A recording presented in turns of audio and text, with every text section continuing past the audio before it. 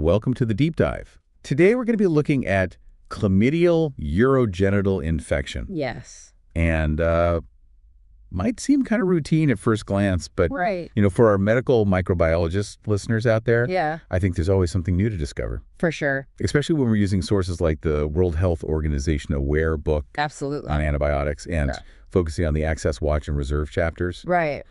So get ready to kind of dive deep into all the nuances of this, Yes. surprisingly complex infection. Yeah, I think even for seasoned medical microbiologists, there are always, new things to learn about chlamydia, especially with diagnostics. For sure.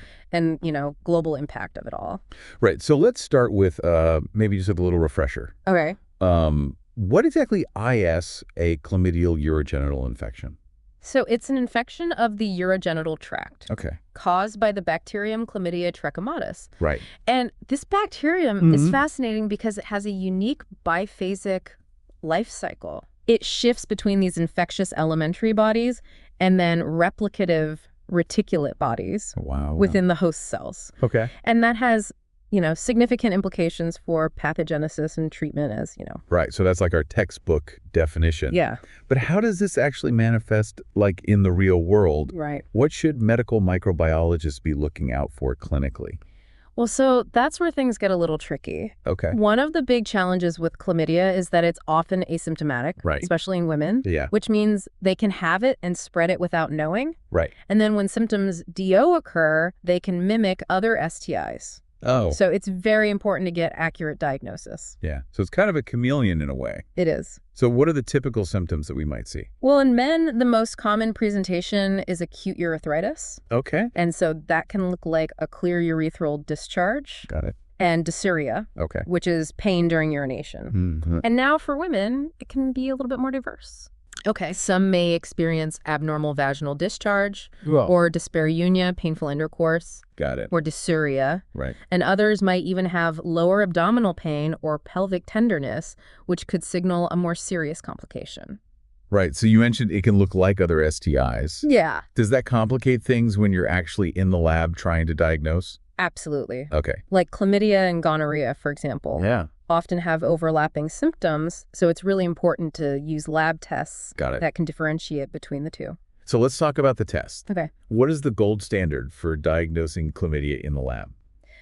Well, it's nucleic acid amplification testing, or NAAT. Got it. And that test is incredibly sensitive Yeah. and can detect the presence of Chlamydia trachomatis DNA, or RNA, Got it. in, a variety of samples like urine or swabs from the urethra or cervix. Okay. And it's also highly specific. So it's really good at differentiating chlamydia from other infections. So it's like the go-to. What about other microbiology tests that we might run to try to figure this out? Well, while NAAT is generally preferred, Right. there are other methods available, like culture, for instance. Oh. But that's not routinely performed due to its complexity and longer processing time. Okay. It involves, inoculating a susceptible cell line Right. with the sample and then observing for that characteristic cytopathic effect. Yeah. So kind of a backup, Exactly. especially if you're thinking maybe there's resistance or something like that. Yeah, and speaking of resistance, this is where the watch aspect of the WHO's AWARE classification comes into play. Right. We need to be really vigilant about monitoring for these emerging resistance patterns in Chlamydia trachomatis, Got it. especially to those commonly used antibiotics. Right. It's all connected. It is. Yeah. The lab and the clinical practice and then the global surveillance. Absolutely. Now, if NAAT and culture aren't available for whatever reason, Right. what other lab tests might we use? Well, a Gram stain can be helpful in ruling out gonorrhea. Okay. So if it shows white blood cells, but no gonococcal duplicati, Right. that suggests a non-gonococcal urethritis, which could be caused by chlamydia. Okay. But again, it's not definitive. So it's another piece of the puzzle. It is. What about imaging? Does imaging play a role? Imaging isn't typically used for the initial diagnosis of like uncomplicated chlamydia, Okay. but it can be valuable for assessing potential complications, Got it. like pelvic inflammatory disease. Okay. And in those cases, an ultrasound or laparoscopy can help visualize the extent of inflammation or damage. Makes sense. Yeah. So we've talked about the lab a little bit. Yeah. Let's move on to treatment. Right? What does the WHO recommend for managing this? Right. And how does this tie into the access and reserve categories of antibiotics? So this is where that AWARE framework is really relevant. Okay. The WHO emphasizes access to these essential antibiotics for, common infections like chlamydia. Right. For uncomplicated cases, the first-line treatment is doxycycline. And that's usually given as 100 milligrams twice a day for 7 days. Got it. So if we can't use doxycycline, Yeah. what's our alternative? If doxycycline is contraindicated, like, say, in pregnant women, Okay. then azithromycin is the recommended alternative, and that's given as a single 1-gram dose. Okay. Now, recent data actually suggests that doxycycline might be more effective than azithromycin, Oh, particularly in preventing reinfection. really? Yeah. Interesting. So why do we think that is? Well, doxycycline has a longer half-life, Okay. and it achieves higher tissue concentrations Got it. compared to azithromycin. Mm-hmm. So that means it can potentially eliminate the infection more effectively Okay. and reduce that risk of persistent chlamydia, Which is important. which is a major concern for antibiotic resistance Right. and long-term complications. Not just clearing the initial infection, but making sure it doesn't come back. Exactly. Yeah, and lead to more problems down the road. Exactly. Now, it's important to remember that those are just general recommendations. Right. The specific antibiotic and treatment duration may need to be tailored. Sure, based on the patient and all that. Right. Individual patient factors, resistance patterns, and the severity of the infection. Okay, makes sense. Yeah, Always have to individualize it. Yes, you do. Before we move on to some practice questions, Okay. let's talk about the pathophysiology a little bit. Huh. How does Chlamydia trachomatis actually cause all these problems? Well, as we mentioned earlier, it's an obligate intracellular bacterium. Right. So it infects the epithelial cells Okay. lining the urogenital tract. Mm-hmm.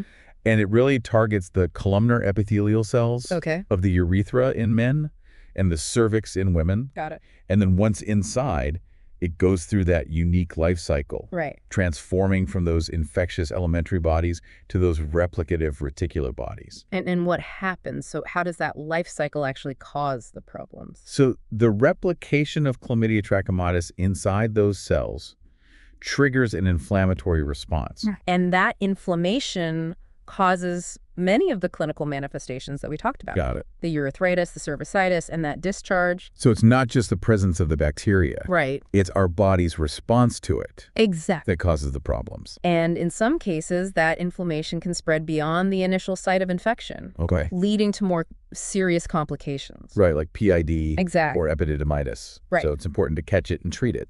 It is recognizing those subtle signs and understanding that intricate life cycle are really crucial for effectively managing this infection.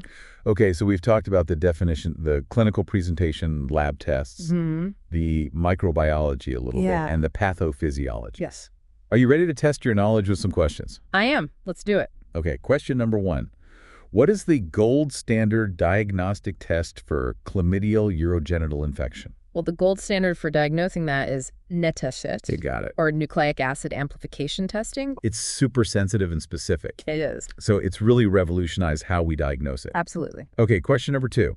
Which antibiotic is recommended as the first-line treatment for uncomplicated chlamydial urogenital infection according to the 2021 WHO guidelines? Okay, so according to those guidelines, it's doxycycline. Awesome. And that falls under the access category of the AWARE classification. Right. So it signifies its importance. It's an essential antibiotic. It is. Okay, true or false? Chlamydia trachomatis is an extracellular bacterium that replicates freely in the urogenital tract. That's false. That's right. Chlamydia trachomatis is an obligate intracellular bacterium. Yeah. So it needs a host cell to survive and replicate. That's a key characteristic that influences everything. It does. Okay, question number 4. What is one of the most serious complications that can occur in women with untreated chlamydial infection? One of the most serious complications is pelvic inflammatory disease, or PID. Yes, and that can lead to... That occurs when the infection ascends from the cervix into the upper reproductive tract. And it can lead to chronic pelvic pain, ectopic pregnancy, and even infertility. Yeah, so we want to catch this early and treat it. Yes, we do. Okay, last question. What are 2 key public health strategies for reducing the spread of chlamydia in a community? Two key public health strategies are promoting condom use and providing comprehensive sexual health education. Awesome. So those condoms provide a physical barrier to reduce transmission. And education. And that education empowers individuals to make informed decisions about their sexual health, including STI prevention and testing. It's all about empowering people to take control of their health. It is. All right, so we've covered a lot of ground in this first part Yes, we have. of our deep dive into chlamydial urogenital infection. Absolutely. But there's still much more to explore. For sure. So stay tuned for part 2. Yes. Where we'll delve further into the epidemiology and global impact of chlamydia. Okay. As well as the specific challenges faced by medical microbiologists. All right, sounds good. In combating this complex infection. Looking forward to it. Welcome back to the Deep Dive, where we're continuing our exploration of chlamydial urogenital infection. And we're really going to be focusing on the stuff that matters to medical microbiologists. Right. We went through some of the basics last time. Yeah, we did a little refresher. Definition, clinical presentation. Lab diagnosis. Right. And we even got into the WHO's AWARE framework for antibiotic use. Right, which I thought was really cool. Yeah, and I think that kind of highlights the need for a global perspective on this. Yeah. For sure. So let's talk about the global burden of chlamydia. Okay. Like, what can you tell us about how prevalent it is? So chlamydia is incredibly common worldwide. Okay. And the numbers are actually pretty staggering. Really? The WHO estimates that there were over 128 million new cases. Wow. In adults aged 15 to 49 in 2020 alone. That's a lot of people. It is. And while it's prevalent across the globe, there are some regional variations. Oh, really? Yeah. Like what kind of variations are we seeing? So, for example, the WHO's Western Pacific region consistently reports the highest incidence rates. Interesting. And, this could be due to a lot of different factors, differences in sexual behaviors, testing practices, and access to healthcare. Right. It's like all these different pieces of the puzzle. Exactly. And it's fascinating how those epidemiological patterns can give us clues about what's driving the infection. Yeah, for sure. And, you mentioned earlier that chlamydia can often be asymptomatic. Yes. How does that play into the overall epidemiology? So asymptomatic infection is a major challenge in controlling the spread of chlamydia. Yeah. Because when people don't have symptoms, right, they don't know. They're less likely to get tested and treated. Right. And then it just continues to spread silently in the population. Right. So it's not just treating what we see, it's finding those hidden cases. Exactly. And this is where medical microbiologists are so important. Yeah, how so? By developing and implementing these sensitive and efficient diagnostic tests. We can help identify those people and break the chain of transmission. So important. Okay, so we've talked about the global prevalence of chlamydia. Right. What about the specific bugs involved? Okay. Are there certain strains of Chlamydia trachomatis that are more common or maybe more dangerous? That's a great question, and it's something that researchers are still looking into. Okay. Chlamydia trachomatis is actually quite diverse, with over 15 different serovars identified. Wow. And some of these serovars are associated with specific clinical syndromes. Can you give me some examples of that? Sure. So serovars D through K, those are the ones that are most commonly behind those urogenital infections. Right, the kind we're talking about today. Exactly. Yeah. But there are other serovars that cause different problems. Oh, interesting. Like what? So serovars L1, L2, and L3. Okay. Those are responsible for a more invasive infection called lymphogranuloma venereum, or LGV. What's that? It primarily affects the lymph nodes in the genital and rectal areas. And it can present with these painful, swollen lymph nodes called buboes. Wow. So different serovars, different presentations. Exactly. And that's why accurate serotyping is so important. Right, especially for things like LGV. Especially for LGV. Now, speaking of LGV, it's worth noting that while it's less common than urogenital chlamydia, it has been on the rise in certain regions. Really? Particularly among men who have sex with men. And why do we think that is? It's complex. Sure. And probably a lot of factors are at play. Right. Changes in sexual practices, increased awareness and testing, and even potential shifts in the circulating strains. So this goes to show you that infectious diseases are constantly evolving. They are, and we have to stay on top of it. Right, so we got to watch those trends. We do, and that brings us back to the watch category of the AWARE classification. Makes sense. We need to closely monitor those trends, including, shifts in serovar distribution. And that potential for antibiotic resistance to make sure we're using our resources wisely. So we've talked about epidemiology and different serovars. Now, before we do some more questions, what about prevention? Like, what can we do to stop this from spreading? Prevention is absolutely key in controlling STIs like this. Condoms. Condoms are important, but there are several other crucial strategies. Okay, like what? Comprehensive sexuality education is paramount. Right. Knowledge is power. It is providing young people with accurate information about STIs, how they're transmitted, and how to protect themselves. Right, being safe. Exactly. So discussing those safer sex practices, the importance of regular testing, and how to access healthcare. So they can make good decisions. Exactly. Now, another important aspect is partner notification and treatment. Okay. So when someone is diagnosed with chlamydia, it's really important to make sure their partners are also informed. Got it. Tested and treated if needed. So you stop the spread. Right. It breaks that chain of transmission. It takes a village. It does. It's not just about individual responsibility. Right. It's everyone working together. Yes. Healthcare providers, public health agencies, and the community as a whole. What about a vaccine? Oh, that would be great. Right. But there isn't one yet. Okay. But research is ongoing. Fingers crossed. The vaccine would be a game changer. It would. Yeah. All right. We've covered a lot of ground here. We have. Ready for some more questions? Let's do it. Okay. Question number 1.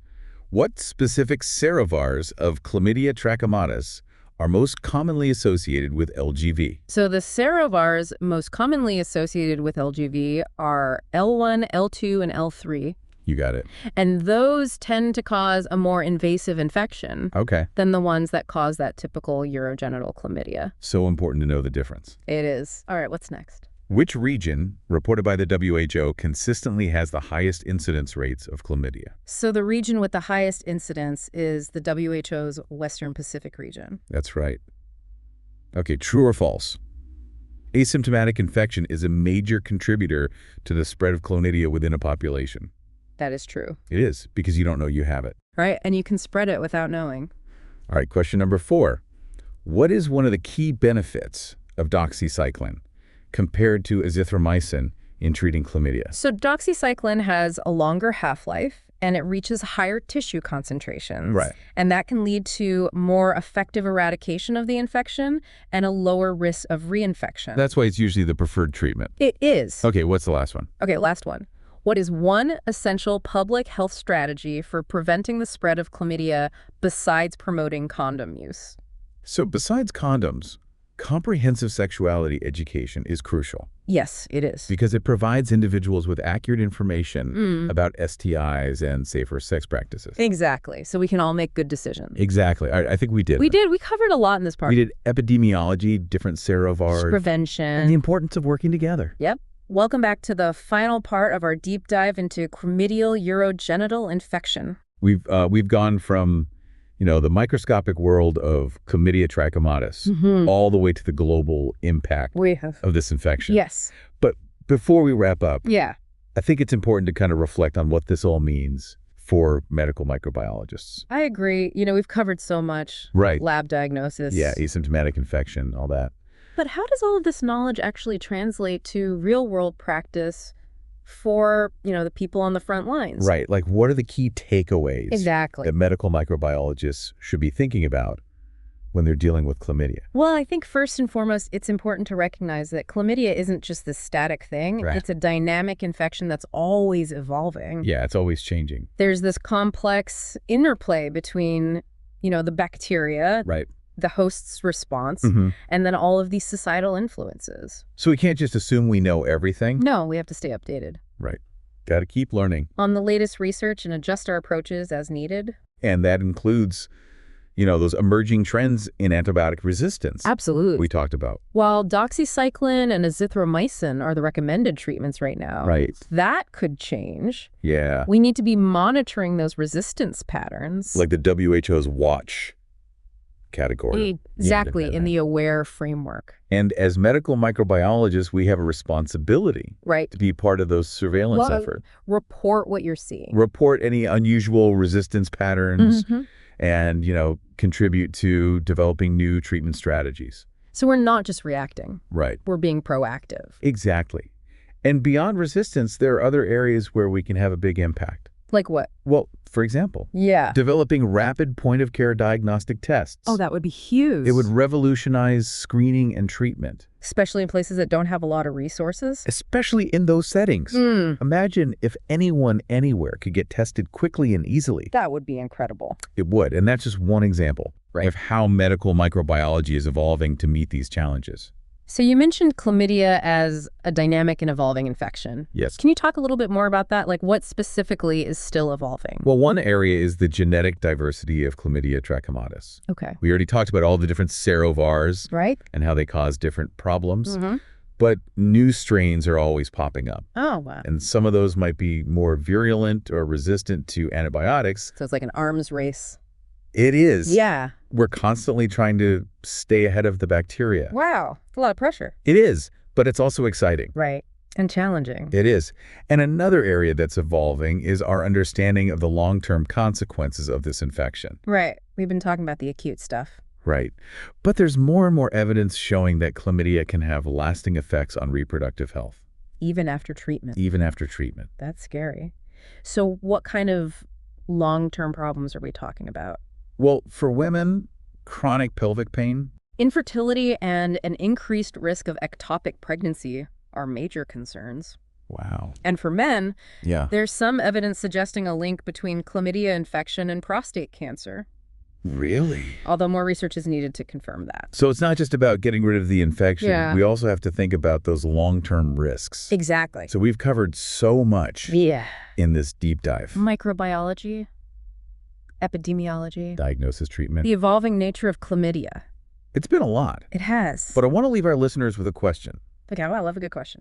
What role do you see for emerging technologies in controlling this infection? Oh, that's a great question. Yeah. It really makes us think about the future and how we can use innovation to make a difference. So point-of-care diagnostics. Yes. New antibiotics. Yes. Maybe even vaccines. I think all of those technologies have so much potential. Can you give us some examples? Well, like I said, those point-of-care tests that are really sensitive and specific. Easy to use. Easy to use so we can use them anywhere. That would be amazing. It would. And for treatment. Yeah. Researchers are working on new drugs that can get around the resistance mechanisms we're seeing now. And maybe even things that aren't traditional antibiotics. Right. Things like phage therapy or antimicrobial peptides. Those are really cool. They are. And for vaccines. Is there any hope for a vaccine? It's been challenging. Right. But there's reason to be optimistic. Yeah. There have been some breakthroughs in understanding chlamydia's immunology. Okay. And now we have some potential vaccine targets. Oh, wow. So they're being tested? They are. They're in clinical trials right now. So a vaccine could actually happen? It could. It could be a game changer. It would be amazing. It would give long-lasting protection and maybe even help us eradicate this thing. It's a really exciting time to be in medical microbiology. It is. And I think our deep dive has shown just how important medical microbiologists are. Absolutely. From the lab to the clinic. Yeah. We're on the front lines of this fight. So for all our listeners out there, stay curious. Stay informed. Keep learning. Keep exploring this amazing world of microbes and infectious diseases. I remember, knowledge is power. It is. And in the case of STIs like chlamydia, that knowledge can help protect you and your community. Thanks for joining us on this deep dive into chlamydial urogenital infection. Yeah, thanks for listening. We hope you learned a lot. We hope you have a new appreciation. And until next time. Until next time. I'll catch you on the next deep dive.